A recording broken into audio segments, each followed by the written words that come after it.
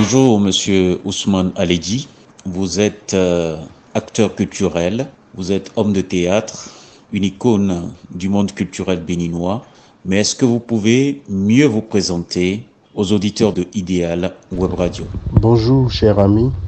Merci pour l'invitation et mes félicitations pour cette nouvelle chaîne. Je vous souhaite une longue vie et surtout qu'elle prospère, cette chaîne, entre vos mains. Alors, je suis Ousmane Aledji, écrivain, metteur en scène, promoteur du Centre culturel artistique Africa, expert culturel et consultant et spécialiste des politiques culturelles des territoires. À ce titre, je prête mon expertise au gouvernement béninois sur le suivi de quelques projets du PAG concernant le secteur du tourisme, des arts et de la culture. Tout cela sous la supervision du chef de l'État. C'est une grande attente au Bénin actuellement. Le retour de 26 œuvres pillées, bien entendu, par la France. Le Bénin s'est battu, on peut le dire. Le gouvernement actuel a œuvré pour véritablement la concrétisation de ce retour de 26 œuvres au Bénin. Quels sont d'abord vos sentiments en tant qu'icône du monde culturel béninois? C'est d'abord des sentiments de soulagement, ensuite des sentiments de fierté et aussi d'étonnement. Étonnement vu la ferveur que ça suscite au Bénin ici. On savait les Béninois très attachés à leur culture, mais je ne m'attendais pas à voir un tel enthousiasme, une telle attente comme vous l'avez constaté vous-même. C'est la preuve qu'on était sur un terrain pertinent, que les demandes, même si elles étaient sourdes et inarticulées, mais elles s'exprimaient, elles étaient là, la soif de voir nos identités de retour, on va dire, puisque c'est des objets qui nous racontent. Revenir vers nous était dans le peuple, dans le grand peuple béninois. Donc, sentiment de fierté, de soulagement. Je suis heureux de constater que ce peuple béninois, cher à nos cœurs, manifeste autant de ferveur et de gaieté. Certains peuvent dire 26 objets. Mais en réalité, pour chaque Béninois, quelle valeur on devrait raccorder à ces 26 œuvres qui sont attendues au Bénin? Les œuvres, même s'il n'y en avait qu'une, vous savez sans doute le cas du Sénégal qui n'a reçu qu'un sabre, le sabre de El Hadji Omar Tall. Mais cela a ému tout le peuple sénégalais parce qu'il s'agit d'abord de symboles forts. Donc la valeur à ce niveau-là n'est pas mesurable, c'est au-delà de tout. Cela dit, ces œuvres ont une valeur spirituelle incontestable puisqu'elles étaient rattachées à des pouvoirs, à des royaumes entiers, donc à des peuples entiers. Et on connaît très bien le peuple béninois pour son ancrage cultuel, spirituel. Après, c'est des œuvres qui, avec le temps, ont gagné de la crédibilité, de l'attractivité sur le plan culturel, artistique, touristique, intellectuel et scientifique, parce que derrière ces œuvres, vous allez voir beaucoup de chercheurs, d'étudiants se déployer pour en faire leur sujet de thèse et de réflexion. Et puis, économiquement parlant, vu que ces objets vont être exposés dans des lieux adaptés, dans des infrastructures modernes actualisées, ces œuvres vont générer de la visite. C'est des gens qui payent des entrées, c'est des gens qui payent ce qu'on appelle les supports, les catalogues, etc. Ça va générer une économie directe et une économie indirecte pour le tourisme et le développement touristique du Bénin. Donc c'est des valeurs inestimables. Et là, on ne parle pas d'une œuvre, non, on parle de 26 œuvres, c'est des symboles majeurs. Au-delà même, il faut constater que là, c'est un gain au plan politique, au plan diplomatique. Ça vient souligner une approche dans les relations entre, j'allais dire, le Bénin et la France, mais plus largement entre la France et l'Afrique. Depuis le début de ce processus, il y a un aspect important qui a été évoqué. C'est bien entendu relatif à la conservation de ces œuvres au Bénin. Est-ce qu'aujourd'hui, vous pouvez dire et affirmer au peuple béninois que toutes les conditions sont réunies pour accueillir ces œuvres et bien les conserver pour l'exposition au public béninois et au public africain et pourquoi pas international? Ma réponse est oui, absolument. Il ne vous a pas échappé que depuis 2016, le Bénin a prévu injecter dans la mise en place, la construction d'infrastructures touristiques, un budget d'à peu près 600 milliards de francs CFA. C'est une première mondiale, une première africaine mondiale qu'un gouvernement décide de donner autant la priorité à son secteur touristique et dans un laps de temps comme celui-là. En tout cas, au Bénin, ça ne s'est jamais passé ainsi. Et donc, ce budget va servir à la mise en place de nouvelles infrastructures muséales, modernes, contemporaines, adaptées au contexte. Et ces musées, ces infrastructures seront confiées aux gestionnaires de patrimoine. On a mis en formation les spécialistes pour lesquels il y a déjà des prérequis, mais il y a d'autres étudiants qui sont en formation pour sortir spécialistes en matière de conservation, de gestion de patrimoine. Tout cela était déjà en chantier avant que le processus de retour des biens connaisse son aboutissement.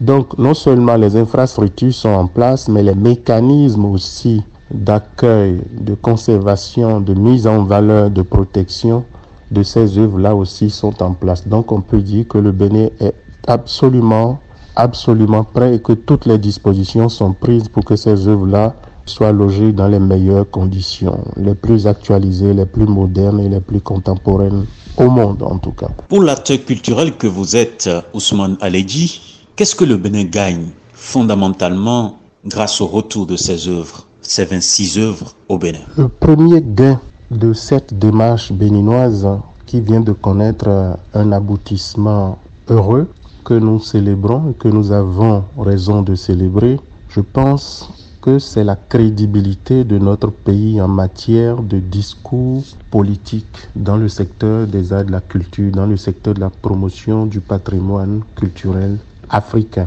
Le Bénin désormais, et cela est incontestable, incarne le leadership en ce qui concerne le retour des biens culturels en Afrique, en ce qui concerne la réclamation du patrimoine africain à restituer aux Africains. C'est une démarche que aucun pays n'a osé engager avec autant d'audace et de détermination que le Bénin. Il y a des demandes qui se faisaient, des familles, des intellectuels, des universités adressaient des demandes à d'autres universités, à d'autres États. Ça se faisait de façon presque, j'allais dire, en catimini.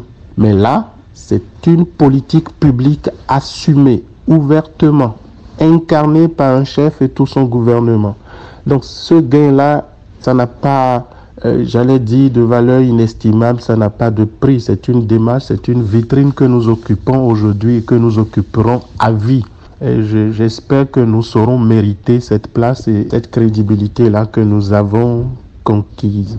Après, il y a derrière ce que je disais, que la destination Bénin, la destination béninoise, elle est de plus en plus attractive du fait que nous avons, en plus de ce que nous faisons déjà ici, ce qui était en place, nous avons maintenant, j'allais dire, les regards tournés vers le pays du fait que la communauté mondiale est informée que nous avons fait rentrer chez nous des objets précieux, des trésors de nos rois, trésors royaux, et elle pourrait, cette communauté, se déplacer vers le Bénin pour venir voir l'effectivité de l'acte. Donc cela va étoffer, comme je disais, le tourisme au niveau du Bénin. Nous allons, nos hôtels, je ne parle pas seulement des rentrées d'argent pour les musées, les tickets d'entrée au musée, mais nos hôtels vont être remplis du fait justement de l'arrivée de ces touristes-là, de nouveaux clients pour ces hôtels, pour ces restaurants, pour ces taxis, pour ces marchands d'objets de l'artisanat, etc., etc. Donc il y a de nouveaux marchés qui vont s'ouvrir autour de cette dynamique-là. Donc derrière l'acte politique et diplomatique, Il y a tout cela et vous faites bien de poser la question, je vous remercie. Et il faut le diffuser pour que le peuple béninois, l'opinion nationale comprenne qu'on n'est pas que dans une démarche diplomatique et historique, on est aussi bien sûr dans la captation de ressources financières nouvelles. Alors Ousmane Aledji, quel comportement ou qu'est-ce que vous attendez des Béninois par rapport à ces œuvres, ces 26 œuvres qui seront bientôt sur la terre béninoise? Alors, votre question m'amène à parler, j'allais dire, aux leaders d'opinion. D'abord aux leaders d'opinion du Bénin, de notre pays, avant de parler au peuple ou au grand public plus largement. Je pense qu'il y a des causes derrière lesquelles il faut s'aligner. Qu'importe nos chapelles politiques et nos considérations relationnelles.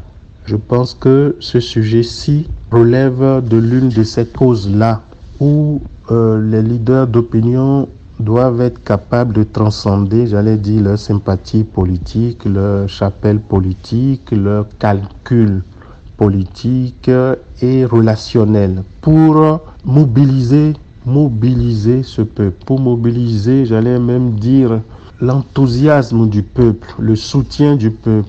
Parce que nos interlocuteurs, ils veulent voir, je parle des Français, du gouvernement français et de son chef, ils attendent de voir ce que le geste symbolique aura suscité pour justement envisager une suite éventuelle. Si nous restons dans des petits débats et dans les petites contradictions bénino-béninoises, ça va nous faire du tort. Et j'espère que nous saurons transcender nos difficultés, nos malentendus et nos contradictions internes pour se lever, mobiliser du monde, mobiliser le peuple et le grand public béninois derrière, justement. Et puis, vu qu'on aura réussi, c'est nos leaders d'opinion, nous-mêmes, la presse, vous et vos collègues, vous auriez réussi à mobiliser, j'allais dire, le public béninois, d'abord, le tourisme intérieur, le tourisme local, maison, va se retrouver dopé et puis derrière, nous aurons la crédibilité définitivement que ces objets-là ne sont pas logés dans des espaces morts, nous connaissons d'autres musées où la fréquentation tourne autour de 10 visites par jour. Si par malheur, nous n'avons pas réussi à relever ce challenge de mobilisation de public, du grand public béninois d'abord, avant d'espérer que les touristes étrangers viennent nous renforcer, je pense que on devrait se poser des questions. Donc voilà, moi je parle aux leaders d'opinion, de toute chapelle politique, et puis après bien sûr au public béninois. De toute façon, ça se voit que les gens sont debout. Il suffit de voir la fréquentation des salles lors de la semaine culturelle béninoise à Paris. Le public était là. Le public béninois en France, les gens sont descendus de plusieurs villes pour venir à Paris, rien que pour voir les objets avant qu'ils rentrent. Donc j'imagine que ça va être la même chose ici. Pour ça, je n'ai pas de doute. Néanmoins, mobilisons-nous. Voilà, c'est l'essentiel du message que j'ai à adresser au public. C'est moi, mon attente principale, elle est celle-là. 26 œuvres autorisées par la France pour être restituées au Bénin, juste une partie des œuvres qui sont pillées par les colons. Alors aujourd'hui, Ousmane Aledji, quelles sont les perspectives selon vous? Parce qu'on recevra les 26 œuvres, ces 26 œuvres seront exposées, c'est un exploit africain, on peut le dire, mais quelles sont les perspectives? Est-ce que c'est une porte qui est ouverte, bien entendu, à l'Afrique pour exiger le retour de tous ces trésors qui ont été pillés par les colons? D'abord, vous et moi, nous allons faire l'effort d'économiser quelques expressions qui ont leur raison d'être, mais que la courtoisie va nous amener à économiser quand nous allons désormais aborder, j'allais dire, le sujet dont il est question, c'est-à-dire les expressions du genre colon, pillé. Nous savons tous ce que c'est et qui sont nos interlocuteurs en face et ce qui s'est passé. L'histoire, elle est l'histoire, d'accord? Mais vu que nous sommes dans une démarche de courtoisie intelligente, de finesse et de subtilité, je suggère que nous ne parlions plus de colons ni de pillage. On peut parler des objets, de la restitution surtout, le retour des biens culturels et la restitution des biens culturels au Bénin. Cela dit, je pense que c'est, en tout cas, la France montre une disposition d'esprit. Je sais que derrière le Bénin, il y a eu la Côte d'Ivoire, le Burkina Faso, le Nigeria, en tout cas 5 ou 6 autres pays africains qui ont exprimé, le Sénégal bien sûr, qui ont exprimé la même envie, les mêmes besoins, le Mali, de recouvrer, j'allais dire, le droit de propriété sur leur patrimoine culturel emporté du fait des guerres coloniales. Oui, cette démarche, elle est irréversible. Il va y avoir encore de la résistance parce qu'il ne vous aura pas échappé que le gouvernement français a sollicité son Parlement et que le Parlement ait voté une loi, que le Sénat vienne voter la même loi pour autoriser la restitution de ces biens-là au Bénin parce que c'était des biens classés patrimoine français et frappés d'inaliénabilité. Donc, cette fois-ci, je pense que le modèle béninois va inspirer. Les gens vont prendre le temps pour observer ce que cela aura produit en termes de résultats et d'effets. Si tout cela est positif, je pense qu'ils vont être sensibles à d'autres demandes. De toutes les façons, le Bénin, je ne pense pas que nous allons nous en arrêter là. Le chef de l'État l'a exprimé à plusieurs reprises. Il n'est pas question de satisfaction, il est question de reconnaissance. Mais il est question de poursuivre aussi. Donc je pense que quelque chose va se poursuivre sur la durée et que nous allons avoir d'autres restitutions avec le temps. Pour finir cet entretien, est-ce que vous avez un message particulier à faire passer par rapport au retour de ces 26 œuvres, Monsieur Ousmane Aledji? Moi, très humblement, je souhaiterais remercier et féliciter le chef de l'État du Bénin, mais aussi le chef de l'État français et leur gouvernement, de nous avoir rendu témoins de ce qui se passe, de l'avoir rendu possible et témoin de tout cela. Ensuite, j'invite le Béninois, les Béninois à mériter l'effort qui est fait, à mériter les efforts qui sont faits pour justement exiger un peu plus d'efforts, non seulement au gouvernement béninois et à son chef, mais aussi à la partie française. Et nous aurions mérité, je pense, qu'on nous rende d'autres pièces, d'autres œuvres, en allant de façon mobilisée soutenir l'action publique, en allant visiter justement ces musées, ces œuvres dans leur lieu d'exposition de façon massive, soutenue et continue. Si derrière nous faisons preuve, j'allais dire, de plus de crédibilité, il n'y a pas de raison pour que nous ne recevions pas d'autres œuvres dans les années à venir. Et que nos autres musées qui sont en chantier et qui vont voir le jour en dehors du musée de la mémoire, le musée international de la mémoire et de l'esclavage qui est en train d'être achevé à Ouida, l'ancien fort portugais. Vous allez à Ouida aujourd'hui, vous allez être ravis de voir une infrastructure restaurée et j'allais même dire poussée très loin en termes d'architecture et de modernité. Donc voilà, je suis ravi une fois encore, fier modestement d'avoir mis mon petit doigt pour soutenir, pousser, et je ne suis pas fatigué. Je souhaiterais que d'autres, même ceux qui étaient sceptiques, qui avaient quelques mots malheureux, quelques réticences, quelques réserves, je souhaiterais que maintenant que cela est devenu une réalité, que tout le monde se mobilise pour soutenir et pour entrer dans le mouvement, que cela soit un mouvement national. Après, on va parler aussi des objets des royaumes de Niki, de Kouandé, et ainsi de suite. Parce qu'il y a aussi des objets relevant du patrimoine de nos frères Bariba, Dendi, Youm, pourquoi pas, ainsi de suite. Voilà, merci beaucoup de m'avoir invité. Je souhaite que cela se fasse plus régulièrement. Merci à vous. Monsieur Ousmane Aledji, les auditeurs de Idéal Web Radio vous remercient.